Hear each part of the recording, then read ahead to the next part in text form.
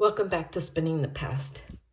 I've had some people who do outdoors things, and it was on a different channel, and the person who made it wasn't giving quite correct information about wools and things for outdoors, and I just wanted to make this video as an education. This will be many parts, but we're going to start at the base layers for going outdoors. If you don't know, wool is the fiber that comes off a sheep. It does not come off an alpaca, does not come off of cashmere goats. It does not come off it's strictly the wool is called for wool sheep. So as you see here, Fleece and Fiber Source Book, more than 200 fibers from animals was spun. There's about 200 breeds of sheep that we use, and all that's called wool. But the wool is not the same. There's fine wool, like your merinos and rambouillets, and you got coarser wools out there. So if I show you here,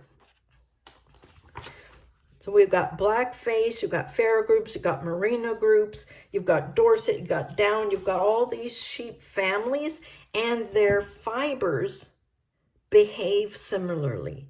That's why they're classified in these different groups.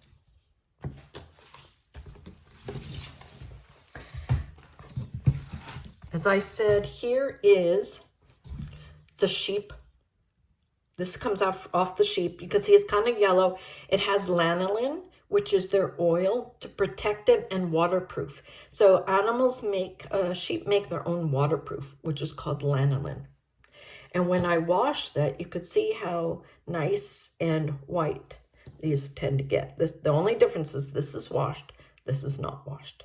So I just want to show you. And you see these little crimps here? The more there are, like per inch, the more spring they have in them.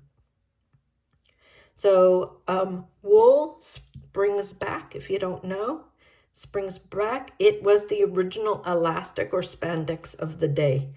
By natural, it's just within the wools. It stretches and then it comes back. It stretches and then it comes back to its original shape. So that's the property of wool. Another property of wool is that wool helps you thermoregulate. So that means that when you sweat, your sweat gets absorbed by the fibers, and the fibers will allow the air to exchange between your skin and the outside world, therefore really not letting you sweat.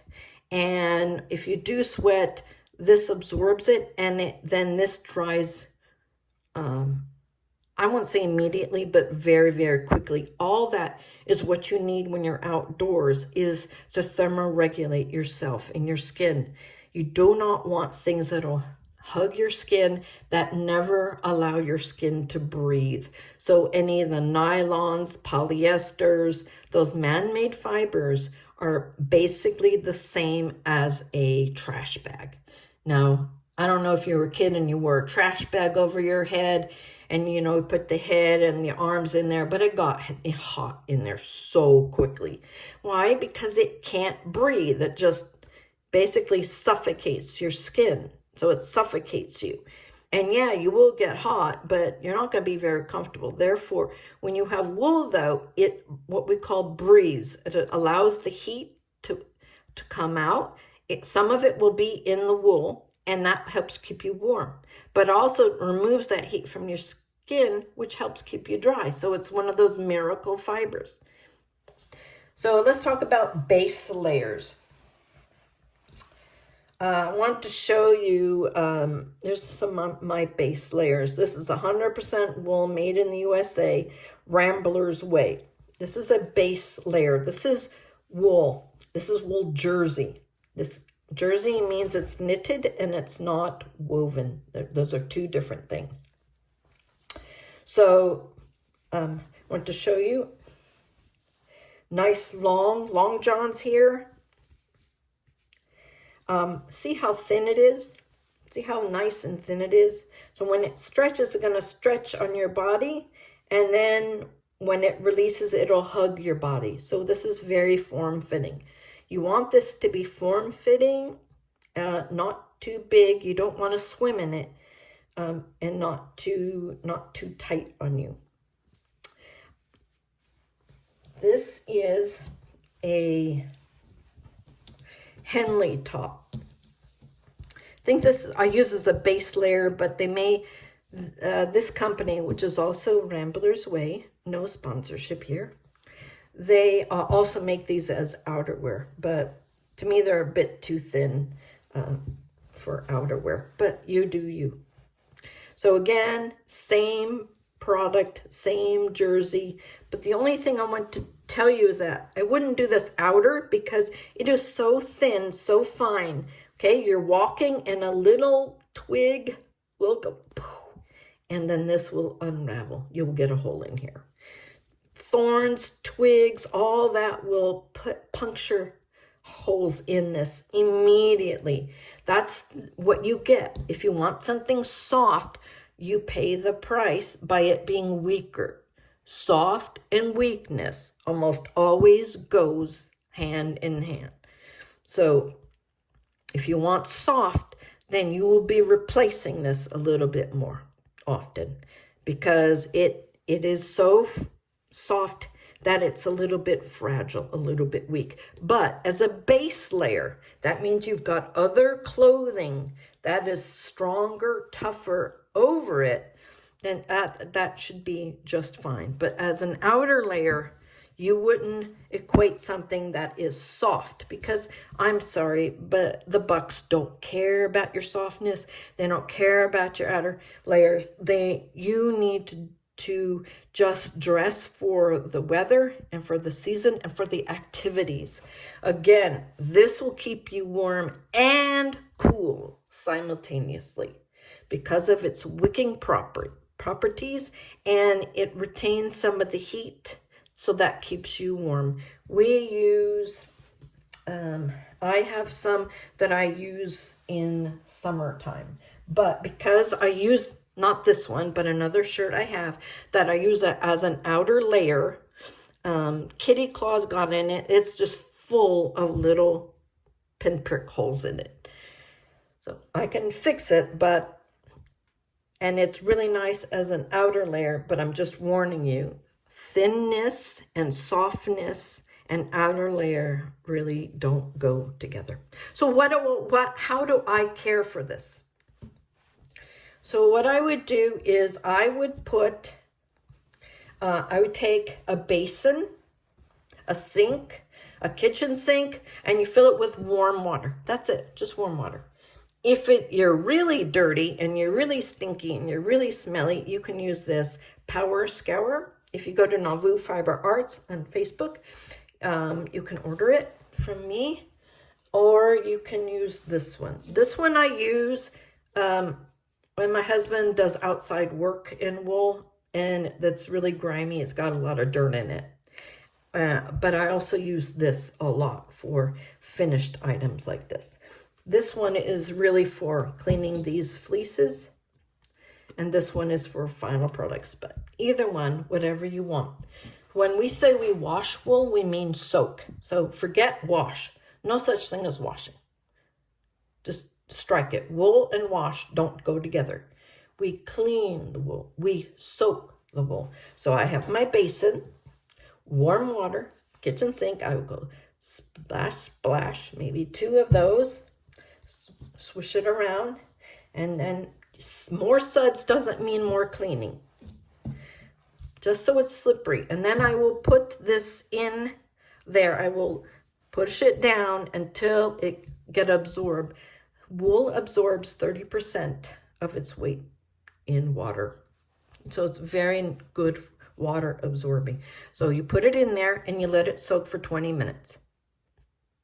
If it's really, really dirty, it's not done, repeat the process.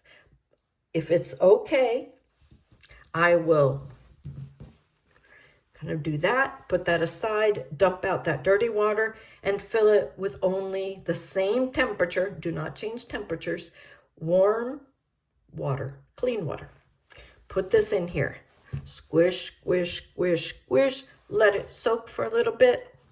Take this out, put it aside, dump that out. One more rinse. Put that in there, soak, soak, soak. Now, the last rinse, you can use this product, which is also Unicorn. It is just a conditioner. So if you have static and you don't like static, if your wool is a little scratchy, if I have a little scratchy wool, I will use this conditioner, just like you use on your hair, okay? So there's no reason to say that wools are scratchy because we do have wool conditioners. And these products are pH, the pH is for wool, specifically for wool. Woolite is now for synthetics. They don't really do wool. The pH is wrong now. So these are the products I use for wool. So I rinse it out, and then I take a bath towel and make sure I get all the, and then I will put this on there. And then just like you're rolling up, what do you do? Your bedroll, your sleeping blanket, your sleeping bag, you know, like that, within there, put it out, and then dry flat. The reason why we dry flat is that if we stretch this, it will dry stretched. So we don't want it to overstretch. We want it to dry. So just dry flat. And this will be done overnight. So even if you were out, even if you were out there in the wilderness, you can just use cold water. You just put it in there a couple of times into the water, do the same thing, gently wring it out, okay? Forget you have towels, whatever, and just, you can hang this over something. Just gently hang it over, not something with lots of spikes and thorns and no, but something, maybe your tent pole or something like that. And by morning, depending on the wind, it would be dry. So that's the beauty of wool. So today, I just wanted to go over the basics for outdoors people, that yes, you can get wool base layers. Sometimes they are called smart wool, but this particular company where I got mine is Rambler's Way. You can get these as base layers. Remember, softness does not mean durability. But if you have other layers to protect this layer, you know, like another shirt over it, like this is a true base layer. Then you put your t-shirts, maybe long sleeve shirts, put your jackets all over it, then that would be fine. But this, as an outer, would snag and get holes and shred pretty easily. So there is that trade-off. I hope this has been helpful to you today. All you people who go out there into the wilderness, wool is a fabulous, fabulous fiber. And I think we need to bring it back.